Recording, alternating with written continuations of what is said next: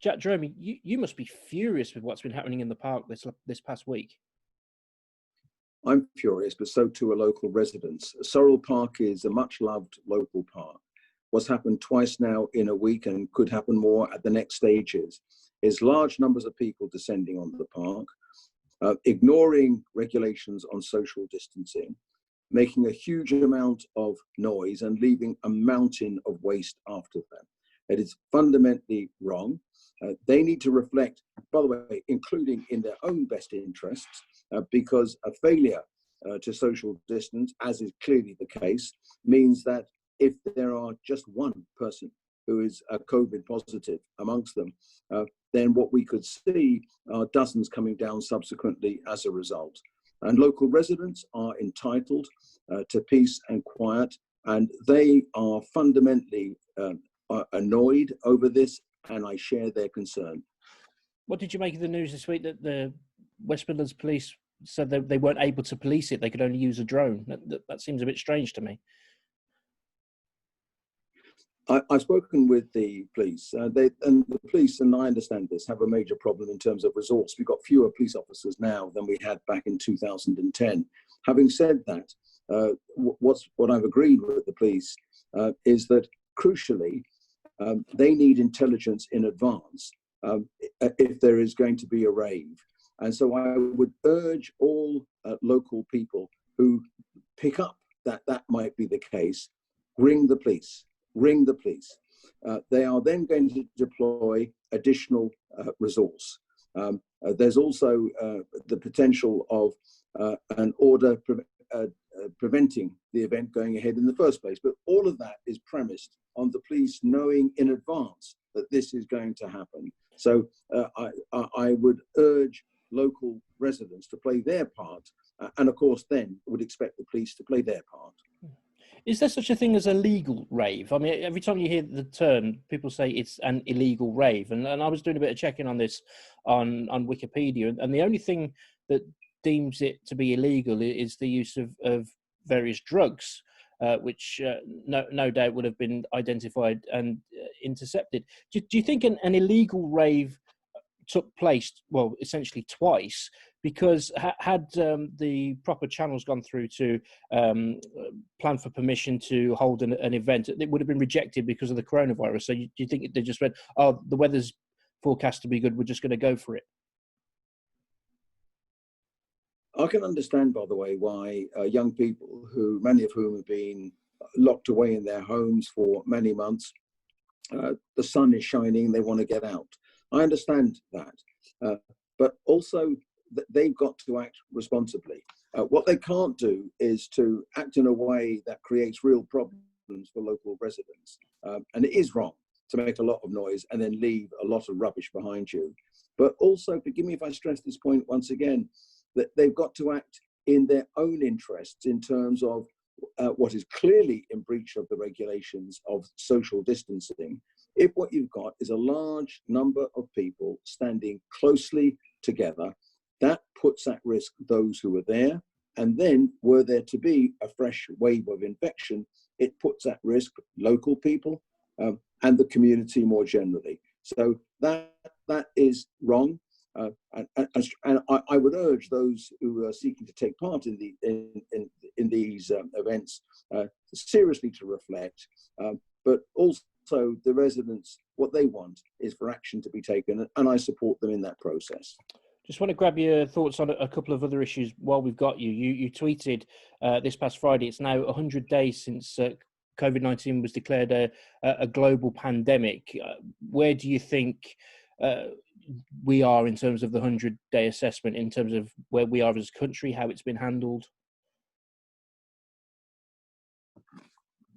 Well, first of all, a positive, and then the terrible legacy, the problems. I want to pay tribute to the frontline staff, particularly in the National Health Service, who have been nothing short of heroic in what they have done.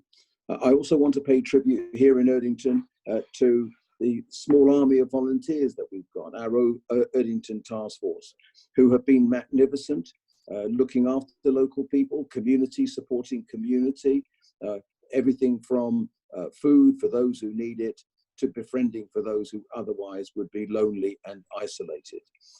So we've seen the best of Britain. Of that, there is absolutely no doubt here in Erdington.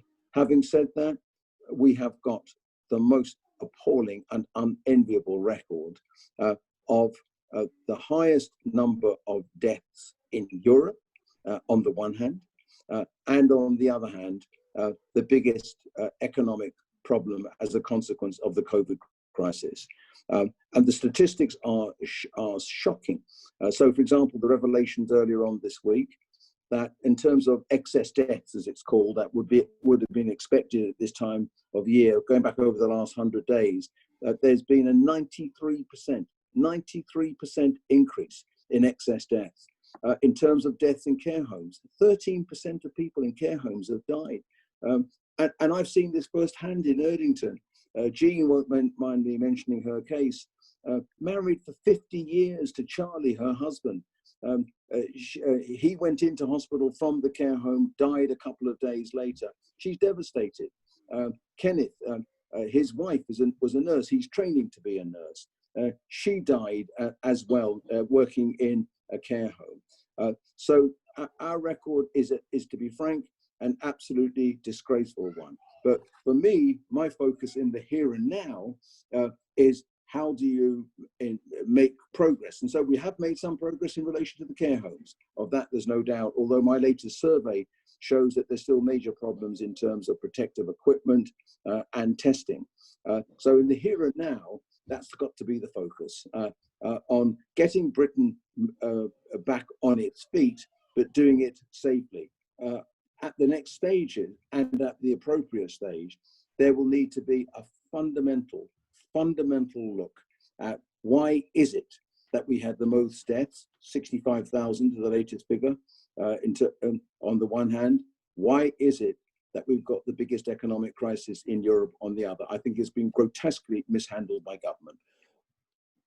Statistics coming out this week saying that up to 61,000 jobs will be lost in the West Midlands alone. That's a frightening number, isn't it? It's absolutely heartbreaking. It's heartbreaking. And I've been involved actually throughout this week in a series of announcements that have been made. Of course, back a few days ago, Jaguar Land Rover, now the Dunlop Aircraft Tyres Factory, there for nearly 100 years with 200 workers going. There's another major supply chain company based in Erdington where a third of the workforce are going. The sheer scale of what is happening is awful. And therefore the crucial thing is, well, what do you do about it? And that's why what we're arguing for is a jobs budget. The week after next, the Chancellor will make a major announcement, and we need a jobs budget. And what does a jobs budget mean? If I take the example of the automotive industry here in Erdington and in Birmingham, it means, first of all, we need a continuation of the employment support measures. It's called furloughing, because basically, if there was a premature discontinuation of those, then we would have thousands losing their jobs in Erdington. We've got 13,200 right now on furloughing. Thousands would go if it was ended prematurely. But then secondly, it is about the government helping in terms of demand measures, as they're called. So, if, for example, incentivizing people to buy cars, and in particular to buy clean electric cars, that is also key. And then thirdly, it is about a sort of longer term industrial strategy for the automotive sector, because it's at the heart of the economy of Erdington and Birmingham. So we are facing a looming catastrophe. I wish I could say otherwise, but there will be more serious announcements of that, there's no doubt. But having said that, we can save thousands, tens of thousands of jobs if the government gets it right and introduces a jobs budget in 2 weeks' time. And it seems at the moment as well, there's a huge black hole in terms of finance and funding for Birmingham City Council, as much as £700 million is the figure that's been put out there. We're already losing, biggest local authority in Europe, and we're already losing money. And it's just, we're hosting the Commonwealth Games in 2 years. I mean, I don't want to scaremonger, but it's like I said, it's frightening. No, you're absolutely right. Absolutely right. The city has already suffered over the last 10 years of austerity, the biggest cuts in local government history, £700 million. In addition, now the city was told, as indeed councils all over the country were told, that the government will back you to do whatever it takes. The city has risen to that challenge and has done. They don't always get it right, but has done much excellent work throughout this crisis. Now we're finding that the government is not going to make available whatever it takes. And we're talking, therefore, about potentially the best part of 200 million shortfall. So if you add that to the problems that we've already had in terms of huge budget cuts over the years, then potentially you have a very serious situation confronting the city at the next stages. And that's why what we have been doing, what we will be doing, is to make very strong representations to government, not least because if government says, do what it takes and we will support you, they need to mean what they say and deliver. Jack Dromey, MP for Erdington for the Labour Party, thank you very much for joining us on the show. Thank you.